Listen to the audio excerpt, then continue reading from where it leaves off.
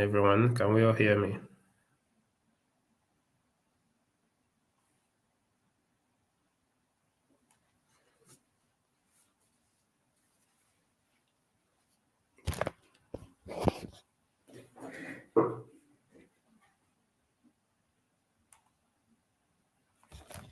Good morning.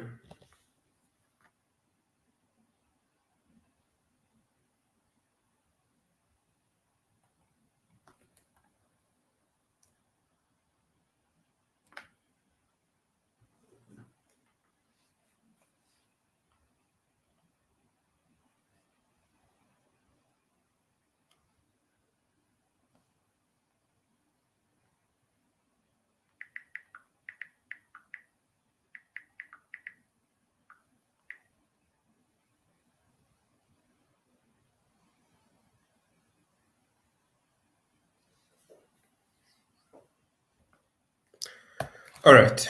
So let's commence. Good morning once again. Today we'll be looking at the subject. Let's say for the next 3 weeks, 1 month, we'll be looking at the subject cryptography and data security. And basically, it's about unlocking the secrets of secure communication. What has technology been able to put in place to ensure the security of our data, security of our communication, and aimed at increasing privacy? So let's dive straight into what we'll be doing in the course of this course, cryptography and data security. So basically, we'll be looking at what cryptography is. We'll be looking at encryption. We'll be looking at decryption. We'll be looking at key. What is a key? We'll be looking at deciphering. We'll be looking at internet. We'll be looking at computer. We'll be looking at protection. We'll be looking at software. We'll be looking at cipher. We'll be looking at password. So basically, these are the few terms we'll be looking at in the course of taking this part of this month-long program. So these are some of the things we'll get conversant with. So my name is Victor Idono, and I'll be your trainer for today and throughout this whole course. I'm happy to be taking this course, and in the long run, if you have any question, always feel free to ask. Thank you. So, by way of overview, what will this course provide for us? We'll be looking at the foundation of cryptography. The course generally will provide a comprehensive understanding of cryptography, the fundamentals, the practicals, the data security implementation strategy, etc. And our core focus will be on the fundamentals of cryptography. We'll look at asymmetric encryption and public key infrastructure. Yes, asymmetric encryption and public key infrastructure. Then we'll also be looking at hashing, digital signatures, and key management. Hashing, digital signatures, and key management. So please, for those of us online, if you have any question, as always, do feel free to drop your questions as a comment. I'm reviewing it, and I'm going to also be taking questions from there too. While those of us that are physically present, feel free, indicate, and use the microphone to ask your questions. So, like earlier mentioned, we'll be looking at the foundations of cryptography, the asymmetric encryption, and the public key infrastructure. We'll be looking at hashing. We'll be looking at digital signatures, key management, then data security best practices, and real world challenges. So, in the course of the program, we're also going to be getting our hands into practical aspects of what cryptography entails. Good enough, we've installed some operating systems already. For those of us that have Kali Linux on either your VMware or your virtual box, it's pretty fine. Any one of them will work. We'll be looking at how to initiate some aspects of cryptography in various Linux environment where we can actually encrypt a file, decrypt a file, and even move further to what we call steganography. That is, anyway, in the course of the lecture, we will get to know all of that. So, the foundations of cryptography, which is introduction. Under the foundation of cryptography, we are going to be looking at the introduction to cryptography, where we are going to be defining or looking at the definition of cryptography, its goals, basically the confidentiality, the integrity, the authentication, non repudiation, and its historical significance. What is the history of cryptography like?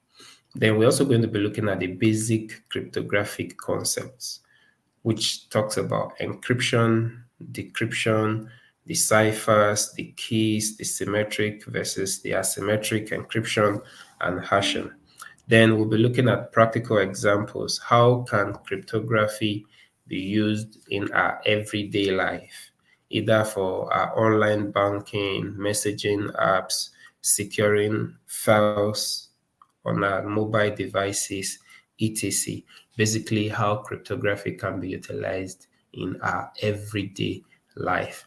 And that is where we're not just going to be talking about them, we're also going to practically carry them out. How can we send encrypted messages from point A to point B? How can we send hidden messages from point A to point B? It can be from user A to user B. So at the end of the day, we're going to be looking at this.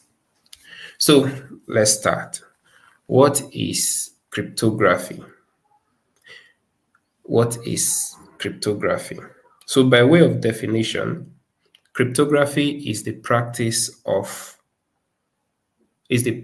and study of techniques for secure communication in the presence of adversarial behavior. In other words, in simpler terms, it is about protecting information and communication through the use of codes so that the only those for whom the information is intended can read and process it. So by the first definition, which is cryptography is the practice of study of techniques for secure communication in the presence of adversary. It talks about it is a study of ensuring secure communication in an unsecure environment or in a public environment. How can you communicate securely in a public environment? So take, for example, we are in a class of, let's say, 30, 40, depending on whatever the number is, and we want to communicate with just two or three persons within the same classroom. So cryptography talks about the study of ensuring that the communication that happens between these three people in a class of whatever the number is can communicate within themselves securely without it getting to another party, even though they are all in one environment. So you can also put that to be communication in a network, same network with other users, but how can you ensure the security of that information being transmitted remains with between just the persons or the parties involved. Okay, so that is what cryptography entails. Then it is the protection of information and communication through the use of codes. Through the use of codes, so that only those whom the information is intended for can read and process it. So if peradventure it gets into an authorized user's hands, the information should be unreadable. The user shouldn't be able to understand the information. Okay, so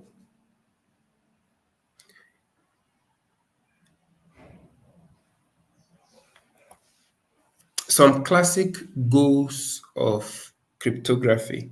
We're going to be looking at primarily four classic goals of cryptography. One, we are looking at confidentiality, we are looking at integrity, we are looking at authenticity, and we are looking at non-repudiation. Under confidentiality, information is only accessible to an authorized party. Now, going back to the example we just laid earlier, in a class of 200, 330, whatever the number is, and we want to communicate within just three people, meaning the three persons are considered the authorized parties. So to ensure that confidentiality is in place and it's intact, we must ensure that information is only accessible to only the authorized parties. The moment that information gets into another party beyond the three people, then that information can be considered to have lost its confidentiality. Then under integrity, it is the correctness and completeness of information. That is, the information as at when it was concluded by the three parties or by the authorized parties remains same, unauthorized, unmodified, unedited, unaltered. That is to say, the integrity of that file, of that information, is still very, very intact. It is correct, its correctness and completeness. So the moment anything happens to it, if it was altered either on transit, while at rest, or by any means, it simply can be considered to have lost its integrity. Then let's look at authenticity. Authenticity talks about the source of information and how that source of information can be verified by the receiving party. Okay, so how can you ensure that the source of an information is originating from where it's supposed to be? When an information is on transit, how can you validate that? At the point where it was delivered to the recipient can actually validate that yes, this information actually originated from the supposed original source. So authenticity ensures that the source of information can be verified by the receiving party. While non-repudiation tends to handle the source of information can be verified by the third party, meaning if I send a message, there should be processes in place indicating that or preventing me from denying that I sent a message. So non-repudiation covers that aspect of cryptography. So we'll all agree that cryptography cannot be overstated. It has played a vital role in shaping the course of human history from ancient civilization to the modern digital age. And this has greatly contributed to the historical significance of cryptography. Cryptography has been an integral part of human history, safeguarding secrets, enabling secure communications, and influencing the course of events. So, cryptography has its significance extended beyond mere code making and code breaking. It has contributed greatly, greatly to the security of information, driving technological advancement and empowering individuals. It has a lot of benefit beyond human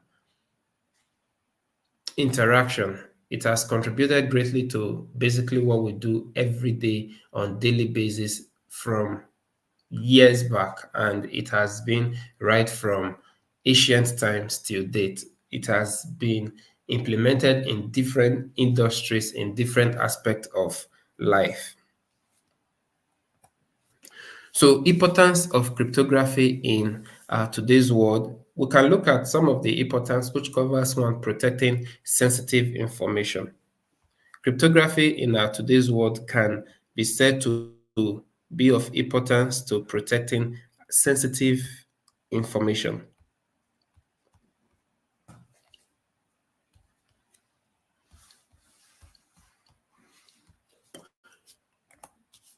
Ensuring privacy. Cryptography has contributed to greatly ensuring that privacy is maintained all through any aspect of information we are sharing, our personal lives, our day-to-day activities, etc. So the one of the importance of cryptography is ensuring that privacy is maintained throughout our communication channels. Next is preventing cybercrime. Preventing cybercrime is also one of the importance of cryptography. With the advent of encryption, decryption, and all of that, a lot of value has been added to mitigating efforts. A lot of value have been added to efforts in mitigating cybercrime, cyber attacks. Another one is maintaining data integrity. Data integrity has been maintained over years by virtue of cryptography, because data can now be encrypted, transmitted, or stored without the fear of unauthorized party gaining access to that data. So we can as well agree that cryptography holds immense importance in today's digital world, which ends to which tends to add value basically to all we do. And some of the highlights for that covers data integrity, data confidentiality. For data confidentiality, we can say cryptography ensures that sensitive information such as the personal details, our financial transactions, intellectual property, personal identifiable data, they all remain private and they are all accessible to only authorized individuals. In this case, authorized individuals can be yourself, authorized individuals can be your data collector or the organization, entity, corporate organization, or institution that is collecting that data. So we mentioned data integrity too. It safeguards data from unauthorized modification, tampering, ensuring that information remains accurate and trustworthy throughout its transmission and storage state. Moving from point A to point B, that can be considered to be either data on transit or data at rest.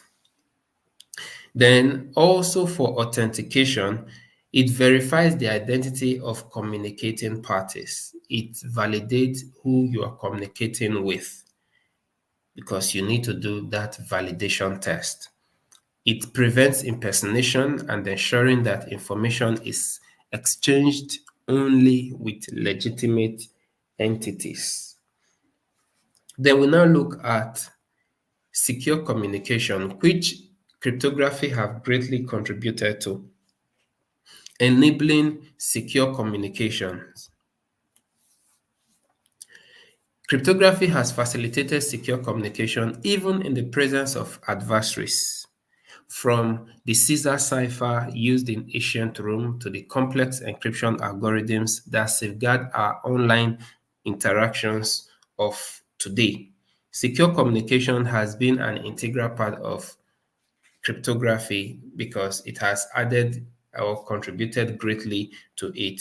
It ensures the security of our information, and it ensures protecting information from eavesdropping or interception, even in the cases of man in the middle attacks. Then we also have power dynamics and warfare. We'll all agree that in our today's world, cryptography has not just been implemented in only the field of information security, but it has cut across virtually all industries, all aspects of life. In in the case of warfare, cryptography has been a tool of the powerful used to maintain control and gain advantage in warfare. The ability to encrypt and decrypt messages has played a decisive role in countless conflicts, shaping the outcomes of battles and wars. Different battles has been fought, they are still ongoing, and a lot is happening in that space. But with cryptography, communication can be carried out securely between parties without fear of data leakage, without fear of unauthorized access, without fear of unauthorized modification, etc. So it has contributed greatly to warfare. Then we also talk about spurring technological advancements. The constant battles between code makers and code breakers has driven innovation in cryptography. The code makers can be considered to be the security guys, the code breakers can be considered to be the offenders, offensive or defensive security. So this has led to the development of increasingly sophisticated encryption techniques and the birth of new technologies like computer and internet. We'll agree that over time, technology algorithm for encryptions have increased because over time, as a particular algorithm comes up, over time there's possibility or there are easier ways of breaking through, and to that there are new innovations happening every now and then to ensure that they become more difficult to decrypt or break into.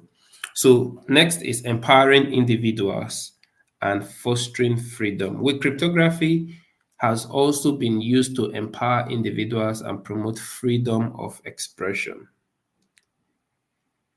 Dissidents, activists, and whistleblowers have relied heavily on encryption to protect their communication and expose wrongdoings, holding the powerful accountable. We all agree that different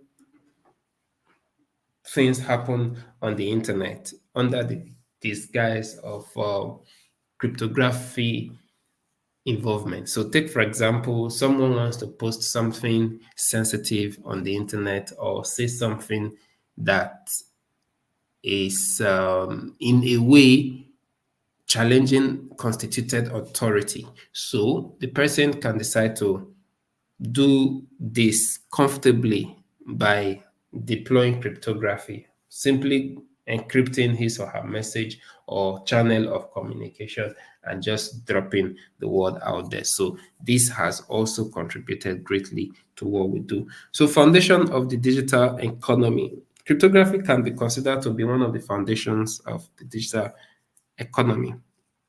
In the modern digital age, cryptography has contributed to security and trust that which are essential for the functioning of the global economy, from online banking, e-commerce, cryptocurrencies, blockchain technology, etc. Cryptography has greatly contributed to this because it's a core part of all of this.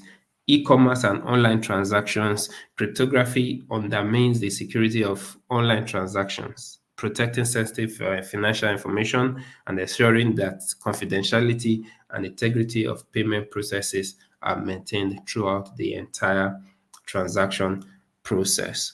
So we've even talked about, we also look at digital signatures, which cryptography has enabled in the creation of digital signatures, proving or providing a secure and verifiable way to authenticate digital documents and transactions. I'm sure a good number of us, we're already using digital signatures already.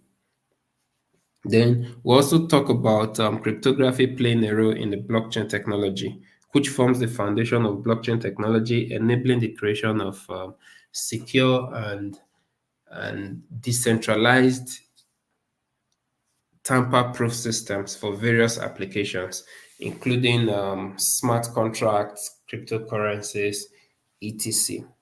So with this, we can all agree that cryptography is greatly shaping the future. As technology continues to evolve, cryptography will remain crucial in addressing emerging challenges like cybersecurity threats, data privacy concerns, and the rise of artificial intelligence. So, with this, we have said so far. Any questions before we proceed? If you have questions, please, for those physically present, kindly move to the front and ask your question. Why our online participants just drop your message and I'll read through it.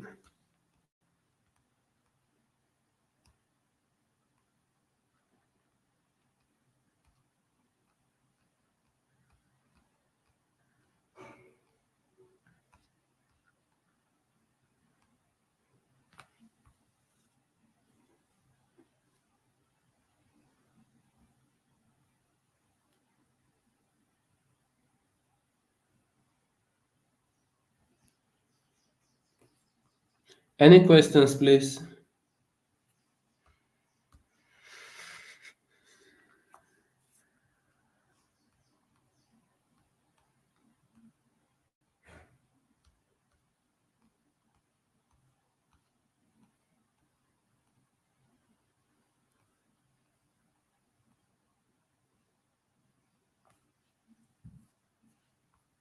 So let me go through the online platform. Is there anything we should install for this?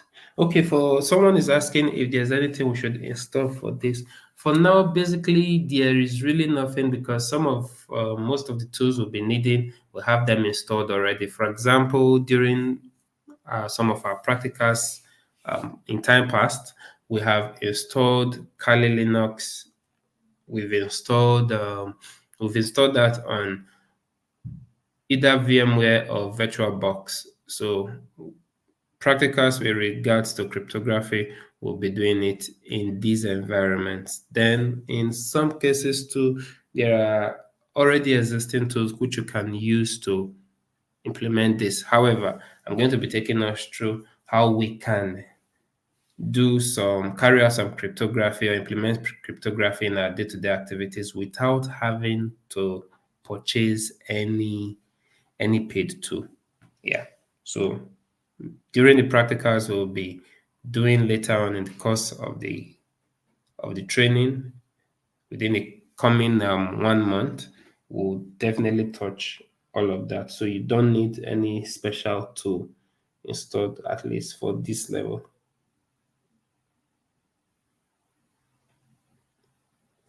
Okay, so someone is asking that we should throw more light on integrity. Let me read it out. More light on integrity under classic goals of cryptography. Okay, integrity under classic goals of cryptography. So let me just go back to that.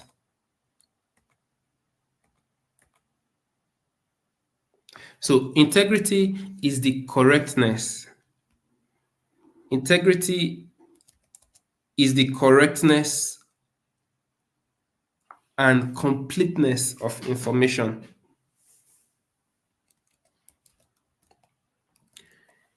Let me explain that in another form. Okay, now we are in a class, or we are in this class, right?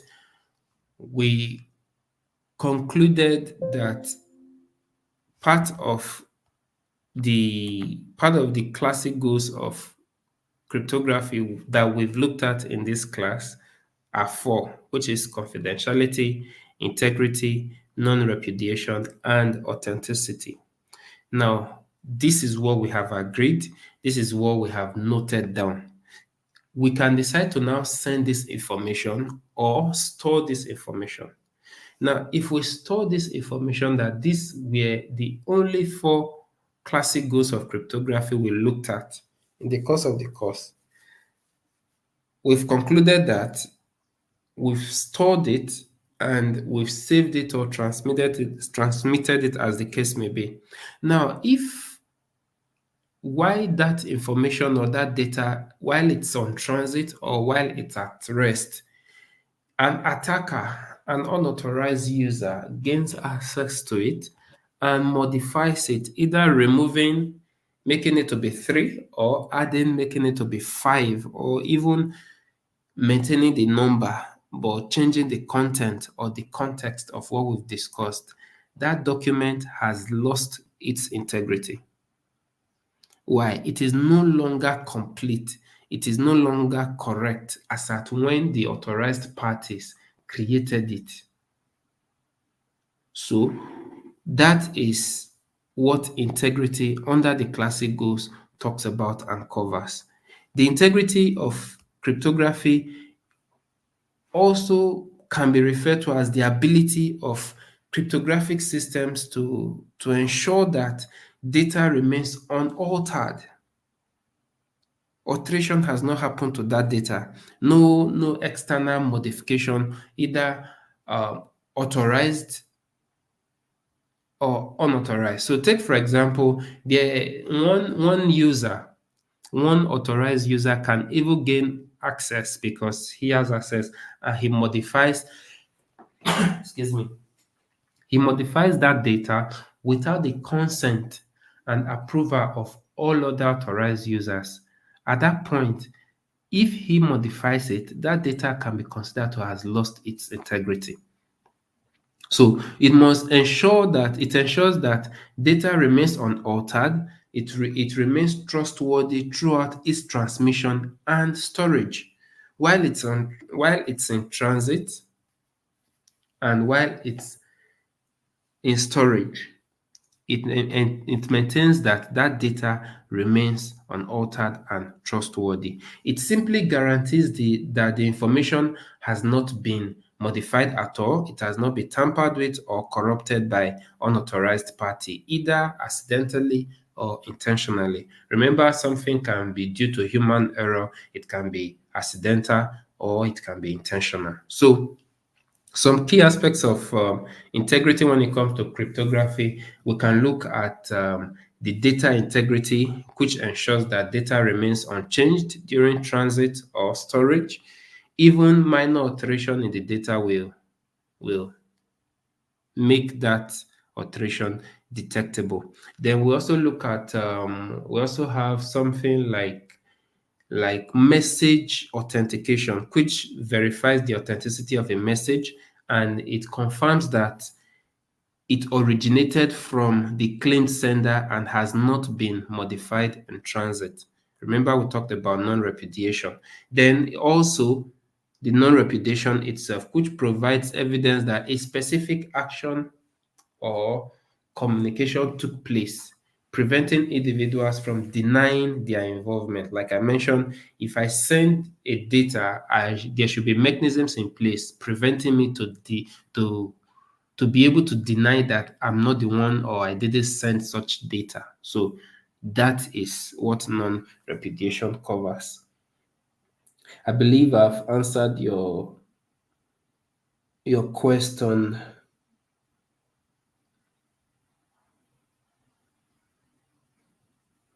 So another question.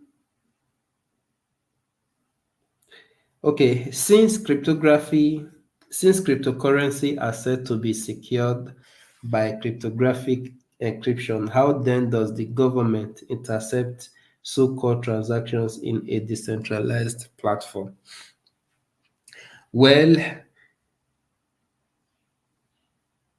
there are different ways different things happen. This class is not meant for that. Open source intelligence gathering, dark web, etc. So I'm not going to touch on that. It's not for us, but definitely there are different ways to different things. Sometimes these kind of things originate from the users themselves. Sometimes they fall prey to social engineering and all of that. Remember, even anyway, that's not for us. Thank you. There was the difference between cryptography and cryptocurrency.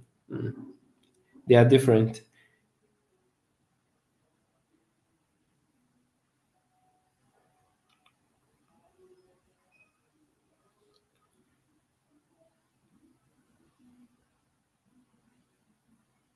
All right. So, any question from the physical participants? I think all questions from online have been attended to.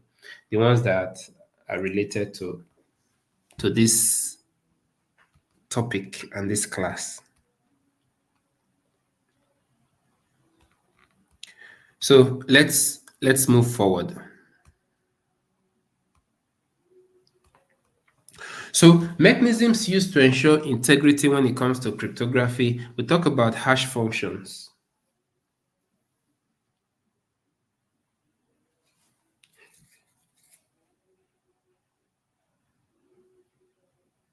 Do you have any question from physical participants? Let me see. Okay, no question. Thank you, Mr. Gaspar. Okay, so let's proceed. So, like I was saying earlier,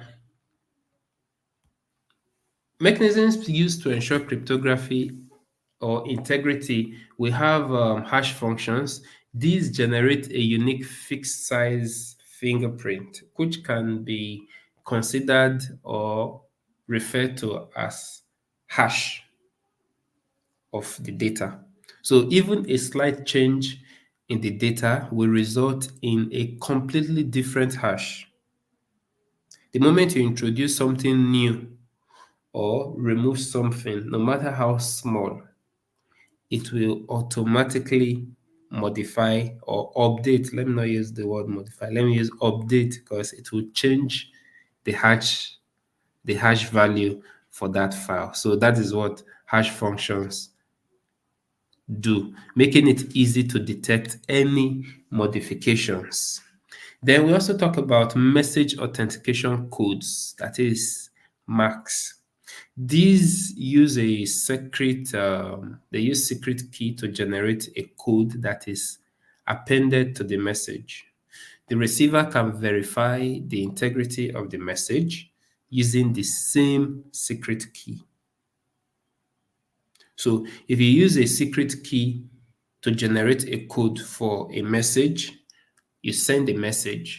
If the message gets altered along the way while on transit, while at rest, then the recipient can verify the integrity of that message using the same secret key. The moment that message is altered on transit, the verification will validate that yes, something has happened to that particular data. Then we also have digital signatures. Digital signatures, these use public key cryptography to create a digital fingerprint that is unique to the signer and the data being signed. So the receiver can actually verify the signature using the signer's public key. So in this case, there is a public key and there's a private key. So the receiver can verify signatures using the signer's public key. Then importance of integrity in cryptography, we can say one of the importance includes trust and reliability. Trust and reliability. Integrity ensures that information we receive is accurate and trustworthy. Information we receive is accurate and trustworthy. That is where SSL apply. SSL digital signatures all aimed at building trust and reliability. So SSL handles that. Digital signatures also ensures that. Then secure communication. Integrity ensures that messages haven't been tampered with during transmission, preserving the intended meaning and purpose of communication. And that is where secure chatting services come into play because integrity is maintained. Safe online banking. If you don't have that confidence that the money you have is safe with your financial institution, you wouldn't want to bank with them. You wouldn't want to use their online platforms. I'm aware of a lot of persons. I know a lot of persons that they are not interested in anything digital banking, online banking. Even some, they don't use POS. They prefer to manually go to the bank and do cash withdrawal, do bank transfer, etc. Why? They simply do not have confidence in transacting online or using digital means. So, next we talk about data protection. Integrity is crucial for data protection, protecting the accuracy and reliability of stored data, especially in critical systems like financial record, medical records, and legal documents. So integrity manages data protection. So basically, we can agree that integrity in cryptography is a fundamental pillar of information security. It provides the assurance that data remains unaltered and trustworthy, fostering trust, preventing fraud, and ensuring the reliability of digital communication and transactions. That is why a good number of us we are very, very confident and comfortable transacting cryptocurrencies. We are comfortable transacting cryptocurrencies because we know that data integrity is intact. We are comfortable sending emails because we know that yes, that we know that our emails that we are sending is safe and secure. So let's proceed.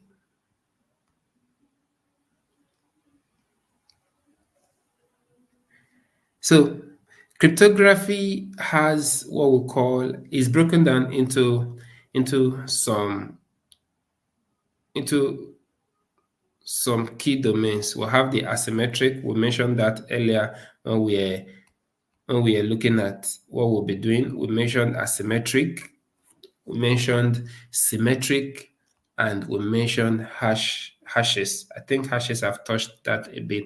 I've touched that a bit. Then all of this culminate to secure communication, cryptocurrencies, secure data storage, etc. So let's move on to asymmetric. I hope any questions so far, is there anything that we do not understand? Please, I really want us to pay attention to the basics. This is just the basics. Over time, I've observed, or is generally there's this general notion that cryptography is kind of complex and confusing. I don't want to use the word difficult, complex and confusing. So it's best we really, really pay attention to the basics and even over time, try as much as possible to do more research on our own so that we can better have full understanding of what this is so that it will also be easier for us when we get to applying it in our day-to-day activities.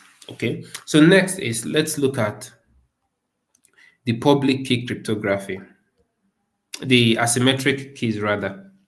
Asymmetric cryptography, also known as the public key cryptography, is a branch of cryptography that employs pairs of keys, that is a public key which can be freely shared and a private key which must be kept secret. So these keys are mathematically related in such a way that data encrypted with one key can only be decrypted with other key in pairs. So by that, what it means is asymmetric cryptography is a type of public key cryptography where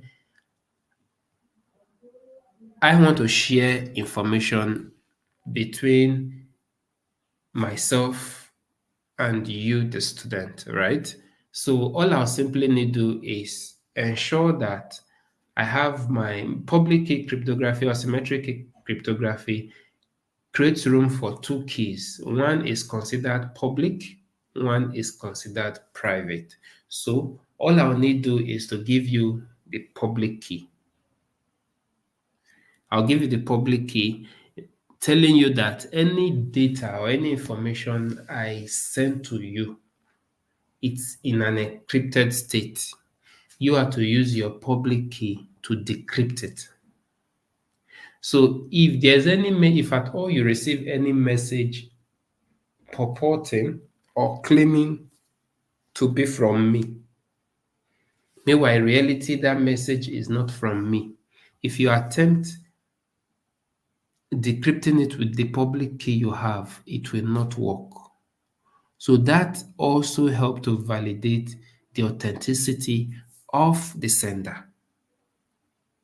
So it ensures that communication between two parties is safe and secure by the introduction of a secret key and a public key. Some of the key principles in asymmetric cryptography are: one, public and private keys. Each user or entity possess a unique pair of keys. The public key is made available to anyone and everyone, while the private key is kept confidential by its owner. So in this case, I'm the owner, I have my private key, you have my public key. So I encrypt a message using my private key. I send it out to you. You gain access to that message using your public key or using my public key that I've given to you. So if you want to send me a message, you have to have your own public key and your private key. You encrypt with your private key, you send it to me, I decrypt with my public key. Next is encryption and decryption. Data decrypted with the public key can only data encrypted with the public key can only be decrypted with the corresponding private key and vice versa. So you can either encrypt with your public key and send to me. That is the public key I've provided for you. You can use it to decrypt or encrypt and send to me while I will decrypt or encrypt. I will decrypt the message you're sending to me using my private key. So the encryption and decryption here is the aspect of any data encrypted with the public key can only be decrypted with the corresponding private key. And if it's encrypted with the private key, which is my private key, you can only decrypt it using the public key, which is the corresponding one. So you want to send me a message, you use your own provided public key to encrypt the message and send to me. Since I have the private key, I will be able to decrypt that message with my private key. Then we have a one-way function. And this is based on one-way function, which is easy to compute in one direction, but infeasible to reverse without the private key. So some key uses of the asymmetric key cryptography is: one, encryption. You use it for encryption, where the sender encrypts a message using the recipient's public key, ensuring that only the recipient who possesses the corresponding private key can decrypt it. So I send you the public key, I send you my public key, whatever message you want to send to me, you encrypt it with your key. And I am the only one authorized to do what? To decrypt or gain access to that message. So if I have a public key I can send to anybody. Let's say we have three students, student A, student B, student C. They want to send me their assignments. Student A will encrypt his or her assignment with the public key he has.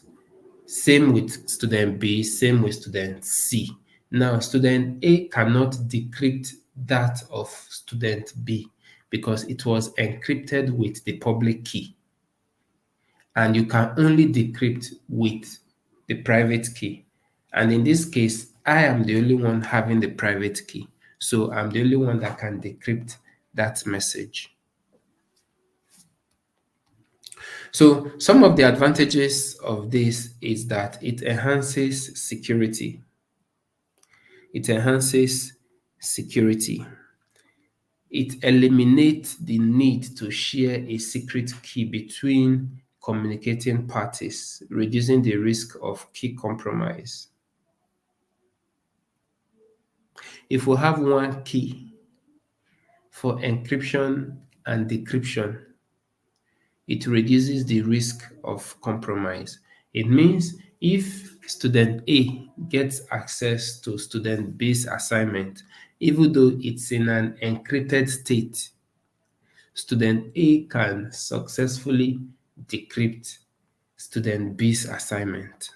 So it enhances security by eliminating the need to share a secret key between communicating parties, which aims at reducing the risk of key compromise. Then another advantage is scalability. It allows for secure communication in large networks, and as such, users only need to manage their own private keys and the public keys of others.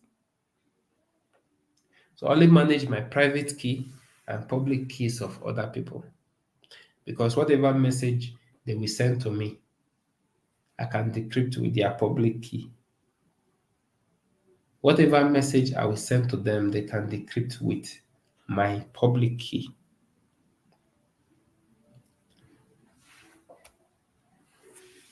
Another advantage is non-repudiation. Because a message can only be decrypted using the corresponding public key, a sender cannot also deny sending a message, because that message that the public key is decrypting was only feasible encrypted using the corresponding private key. So the sender cannot deny that he or she is not the one that sent that message.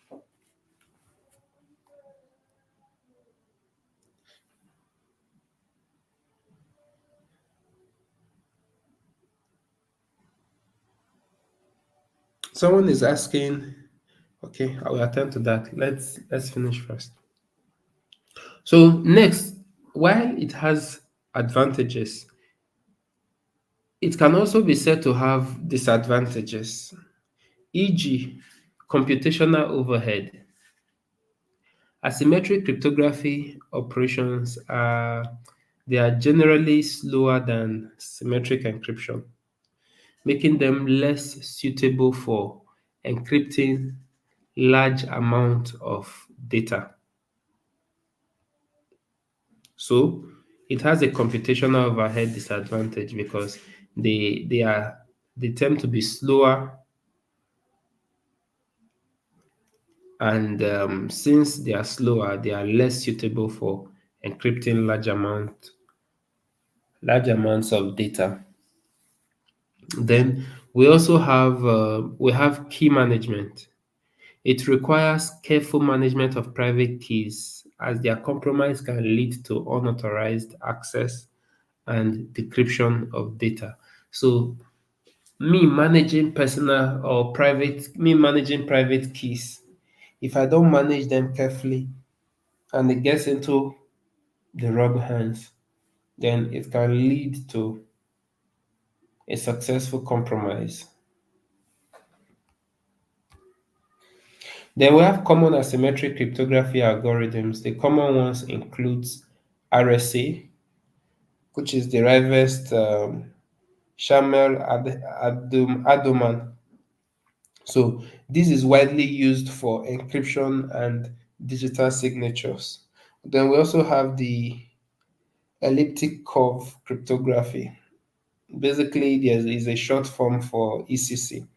It offers similar security to the RSA with smaller key sizes, making it more efficient or resource constrained devices. So for devices that have little or limited resources, would comfortably run on the ECC cryptography algorithm.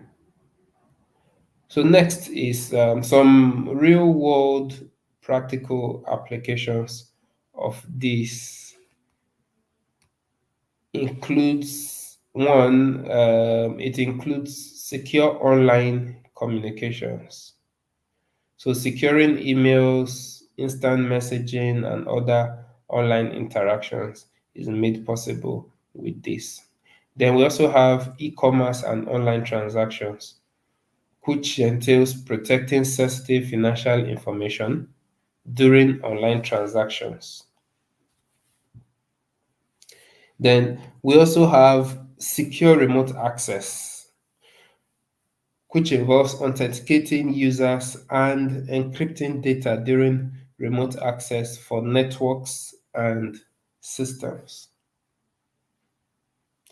Then blockchain technology, of course, enabling secure and transparent transactions in a decentralized network.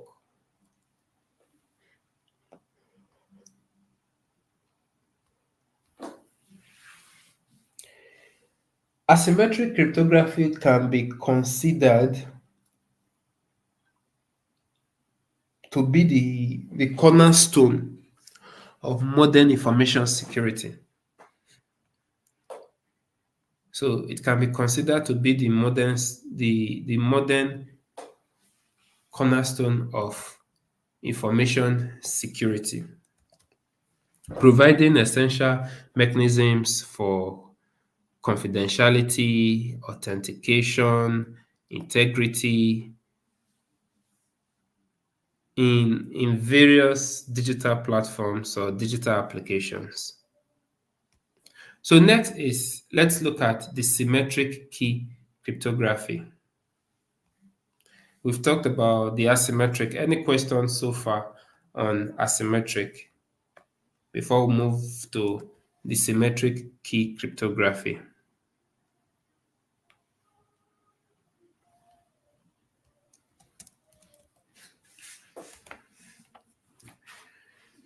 So someone was asking,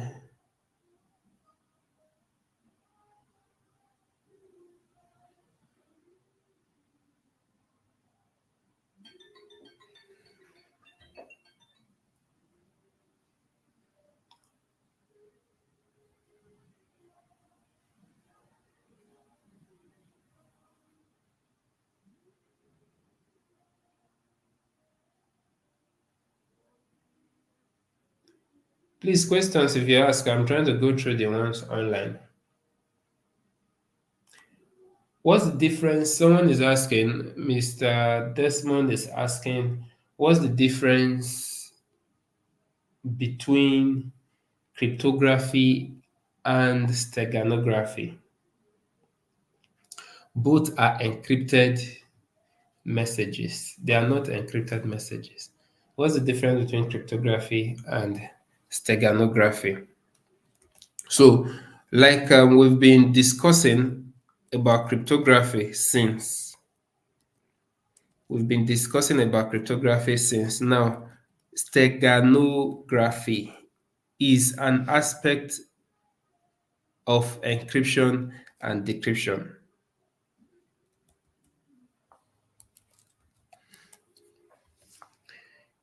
Cryptography is different from steganography. They both deploy encryption and decryption in their processes. So they are both techniques used for protecting information, but they achieve this in different ways. You use cryptography for protecting information. You also use steganography for protecting information. There in information security, there is what we call security by obscurity. Security by obscurity. So cryptography focuses on scrambling a message itself, making it unreadable without the proper decryption key.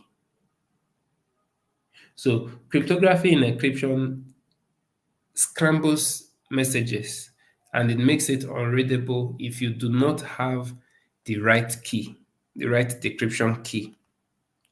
Then the method employed by cryptography is encryption algorithms and keys to transform plain text into ciphertext. We're going to be looking at what is plain text, what is ciphertext. So cryptography deploys encryption algorithms to and encryption algorithms and keys to transform plain text into ciphertext. That is, plain text is text that is readable, ciphertext is text that is unreadable in an encrypted state. So the goal is to increase confidentiality, ensuring that only authorized parties can access the information. So example is sending an encrypted email that can only be decrypted by the recipient with the correct key. But in the case of steganography, it deals with hiding the existence of the message itself, concealing it within another seemingly unsuspecting carrier. That is where security by obscurity comes into the picture. You're trying to conceal a message in another message that is not even related. So take for example, someone can conceal a an image behind a text document or can conceal a text message behind an image. So if I want to send a document to someone, for example, and because I want to carry out encryption on it, I don't want to use cryptography. Cryptography will convert the message I'm writing from plain text to ciphertext. Now to cipher. Now, in the case of steganography, instead of converting that message, instead of encrypting that message from plain text to cipher, I'll simply hide the message behind another thing entirely that is not noticeable, that is not even related. So that way, the message will be delivered to the recipient successfully. The recipient is the one that is aware that there's another message behind what it's in there. So take for example, someone can put or pour a particular color of drink that is Coca-Cola looking into a Coke bottle. And that bottle will, in actual sense, be carrying another drink rather than the Coke. So users or public eyes seeing that Coke bottle, the initial assumption they will have is this is Coke. But in reality, the content is not actually Coke. So that is steganography, hiding messages behind other things. You can hide a text behind an image, you can hide a movie behind a picture, you can hide different documents behind other documents. So what users will see is just the frontier document. In the case of an image, it's just the image you'll be seeing. But behind that image, there are other things you will see. So next is the goal. The method for steganography is simply embedding the secret message within digital media like images, audio, video files, altering them in a subtle way that are not easily detectable. So that is the method deployed by steganography. And the goal is simply for concealment, unlike cryptography where the goal is confidentiality. So in steganography, the goal is concealment, preventing unauthorized parties from even knowing that a secret message exists. So in reality, you can implement both to harden your information security. So for example, I can encrypt a file using my private key. After encrypting, I can carry out steganography on it so that the recipient receives the unintended file, extract it using steganographic tools, extract the information, then that information is still in an encrypted state. He or she will now go further to implement cryptography, which is decrypting the information that he or she just received. So you can merge or combine both for more security, or you can work separately depending on what you want to achieve. The examples here for steganography is embedding a text message within an image or the pixel data of an image file. I think we've discussed this before. In our labs, we are going to be carrying this out practically ourselves, which means on your own without any special tool, you can embed messages or information behind other kind of files. You can put a text behind an image, put a file behind a file, and all of that. So for with regards to that, we can say some of the key differences include one, the purpose.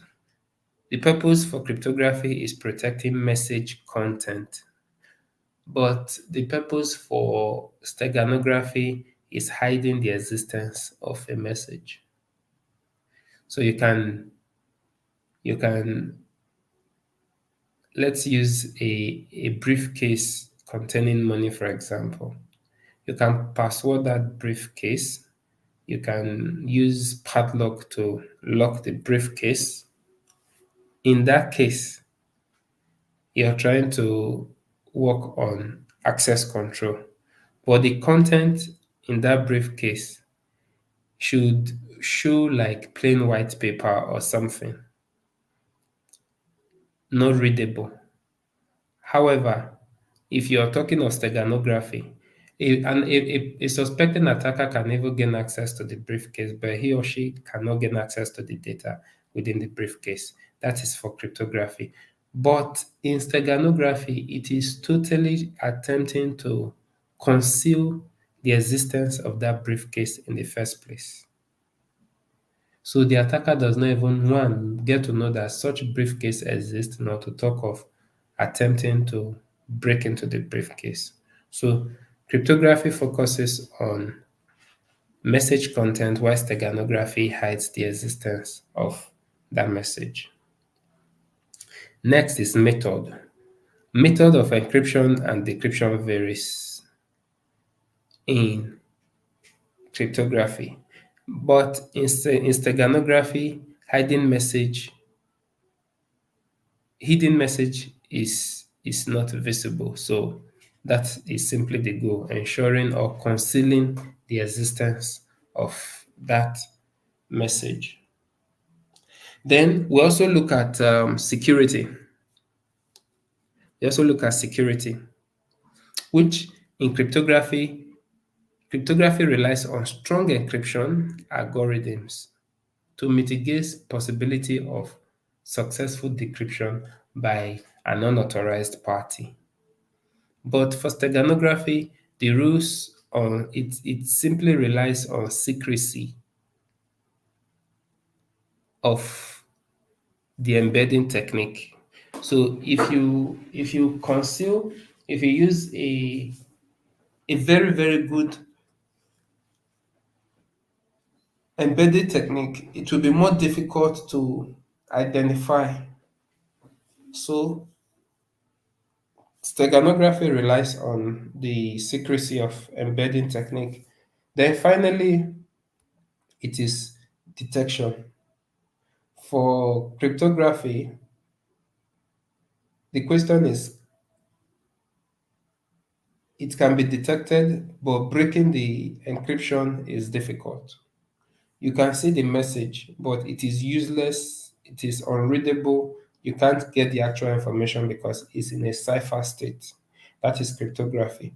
But in steganography, it is for detection, it is difficult to detect, meaning the goal is to ensure that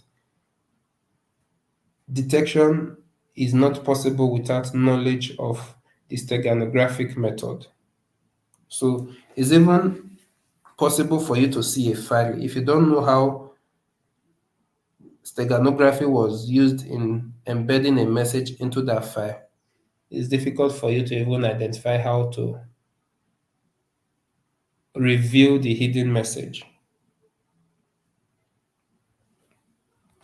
So basically, cryptography and steganography can be used together. I've mentioned that before to provide an enhanced security. First, the message is encrypted using cryptography, and then the message is hidden using steganography, which makes it even more difficult for an unauthorized party to access the information, as they would first need to detect the hidden message and then attempt breaking the encryption. And of course, we have different use cases for this. For cryptography, we have the secure online communication, we have data protection, we have financial transaction, digital signatures, etc. We've mentioned a good number of them earlier in this lecture. While for steganography, it is a covert communication, watermarking digital media, protecting intellectual property, etc. So take for example, there are some currencies in the world you cannot photocopy. If you attempt photocopying, it will come out blank. So that is simply a covert communication or watermarking digital media. So to give a recap with regards to either cryptography or steganography, we can say, like we said earlier, they are both valuable tools for protecting information, and each of them has its own unique strengths and applications. So while cryptography focuses on making the message unreadable, steganography focuses on hiding the message altogether. So by understanding the differences and their potentials, you can enhance your security, you can combine and leverage on a higher form of security because you are now using some sort of two-level security layers. Any question? If you have a question, please do ask.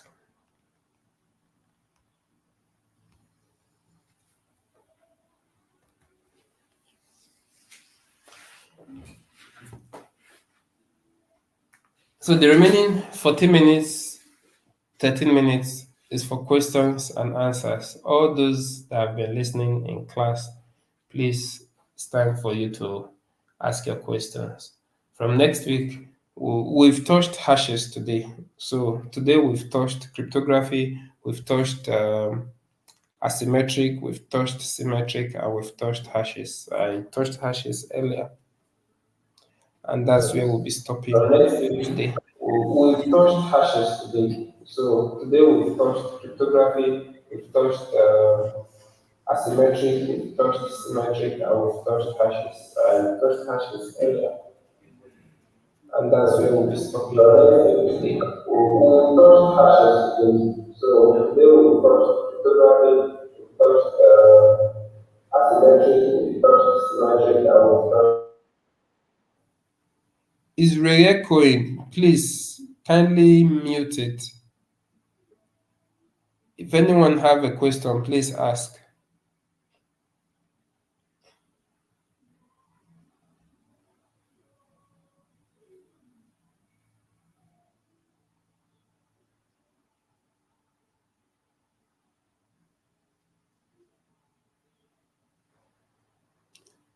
Admin, I thought you unmuted the microphone so that someone was about asking question.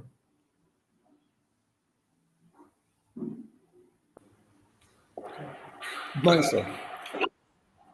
Good morning, sir. Admin, I thought you unmuted the microphone so that someone was about asking question. So my question, I love practical aspect of the teaching. Good sir. So Good morning, sir. the public key, Admin, I thought you unmuted the just microphone so that someone was about asking question. so my question, I love practical aspect of the teaching. Good So sir. Good morning, both the sir. public key and the private key. What do you mean about the keys? Is it password or are they embedded in the system Please, like IP or address? please wait first.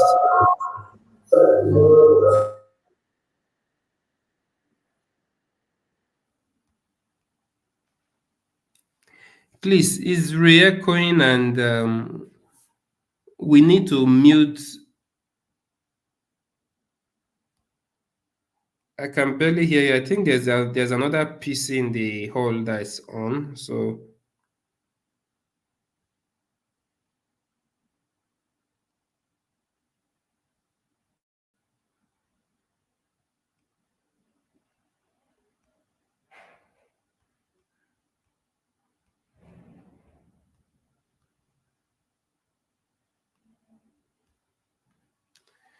can you ask your question now, please?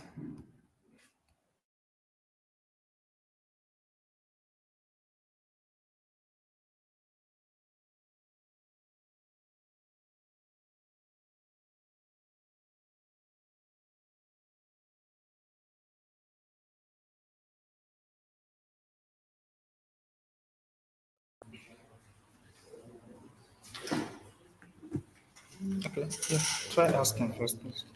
So what did you mean about public key and private key? Is it password or does it do they embedded the keys within the system like IP address? So how can you give us sample? So what do you mean about public key and private key? Is it password or does it they embedded the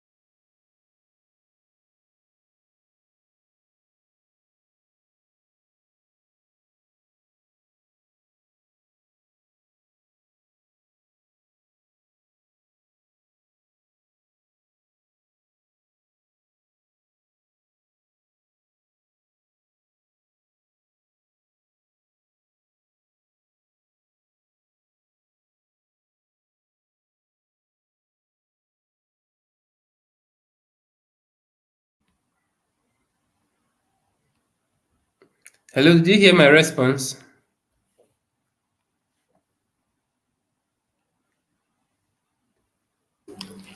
No, we didn't hear your response, sir. Oh, okay. My microphone was muted. Okay, so what I said is public key and private key is not like a password per se. It all depends on the level of complexity of the algorithm you are deploying or you've created. So in a lot simpler terms, it can be a string or a format for decrypting each character by character.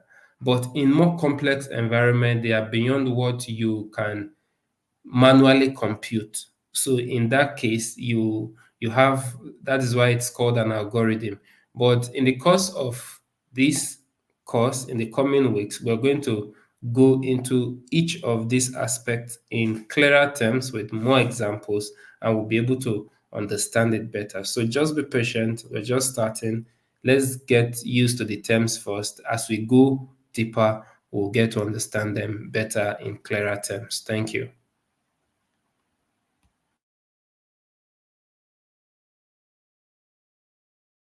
Please, any other question, kindly pick up the mic and ask.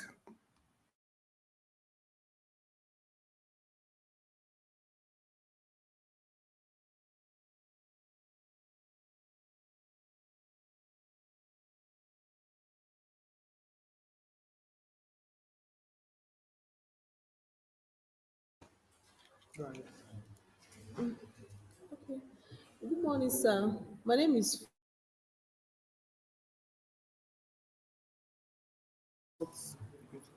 using passkey. For an instance, if maybe you sent us a file and you use two steps security, that's the cryptography and the steganography. If you then give us a passkey, a public passkey to use and access the file, can we actually use the passkey to access the I file can barely hear you. after you use the two-step security method? If you don't give us a passkey, a public passkey. Please, I didn't get what you said. It was re-echoing from the background, from I think the speaker in class also.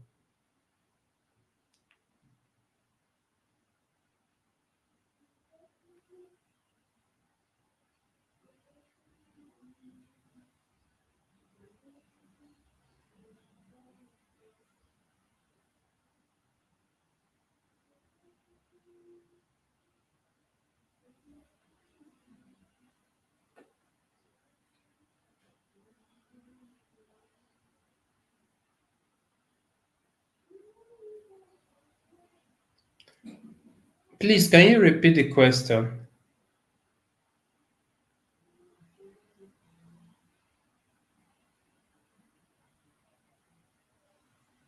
Good morning, sir. My name is Faith. Go ahead. My name is Faith Godwin, and I want to ask about how to access a file. Let me take for an instance, you sent us a file as a student, then you use step security, the cryptography and the stenography, because he said we can use both of them to enhance the security. And you used it to send us a file. If you give us a passkey, can we actually use that passkey to access the file if you actually used the two-step this cryptography and the stenography to lock the file? So that's my question, sir. Thank you, sir. All right, thank you very much for that question. Yes, but like I said, there are two different methods of security. So there are two layers of security that has been implemented. So first of all, you need to sort the steganography first. So you need to identify how that message was hidden or the message itself. Remember, the goal of steganography is concealing the existence of a message. So you need to first of all uncover the message. When you've uncovered the message, maybe it's an image, is a picture file I sent to you on WhatsApp.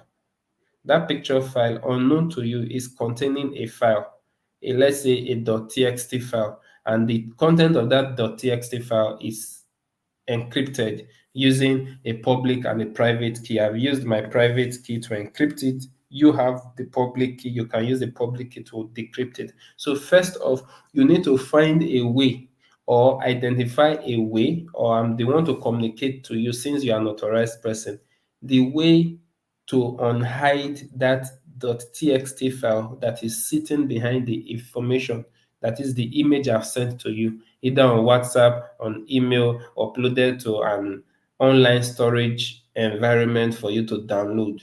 So first of all, it's on hiding or uncovering the message itself.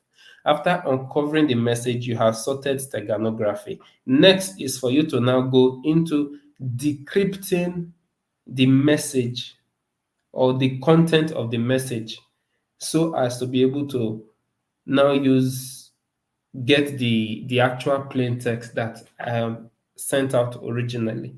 So send it to you, you have to carry out steganography to uncover the message. Then you now have to decrypt the content of the message to reveal the content. I hope that is clear, man.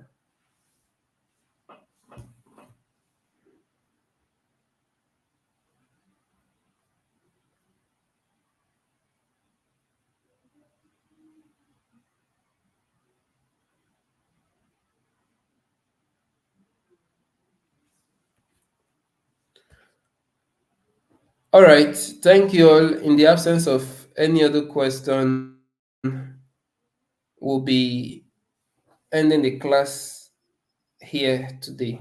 Thank you for listening. Till next week.